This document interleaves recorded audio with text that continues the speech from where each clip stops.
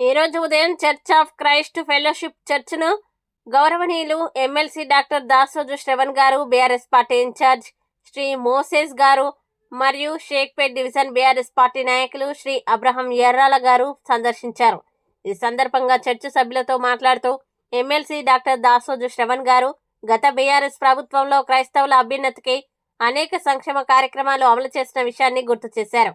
క్రైస్తవ సమాజ అభివృద్ధి పట్ల బీఆర్ఎస్ పార్టీ చూపిన నిజమైన కట్టుబాటు, సమాన హక్కుల పట్ల చూపిన గౌరవం గురించి వివరించారు. భగవంతుని యేసుక్రీస్తు ఆశీర్వాదాలు ఉండాలని చెప్పి నిరంతరం ప్రార్థనలు చేసేటువంటి పెద్దలు పాస్టర్ కృపారావు గారికి,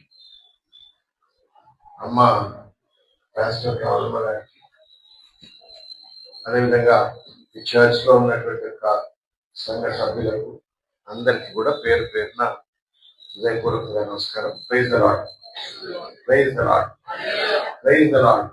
హల్లెలూయా, హల్లెలూయా, హల్లెలూయా.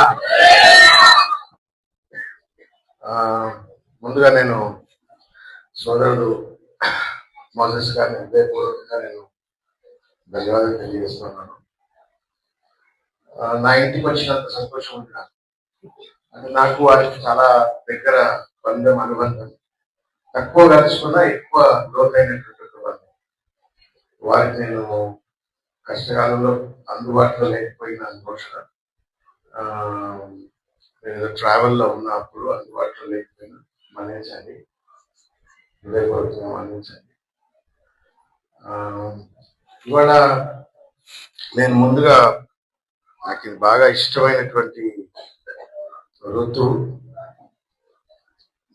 2.12 యెహోవా నీవు చేసిన దానికి ప్రతిఫలం ఇచ్చును. ఇజ్రాయేలీయుల దేవుడైన యెహోవా రెక్కల కింద సురక్షితంగా ఉండునట్లు నీవు వచ్చితి. ఆయన నీకు సంపూర్ణమైన బహుమానం ఇచ్చినని ఆమెకు ఉత్తరం ఇచ్చాను. ఇది నాకు బాగా గుర్తు చేసుకుంటుంటాను. Jesus Christ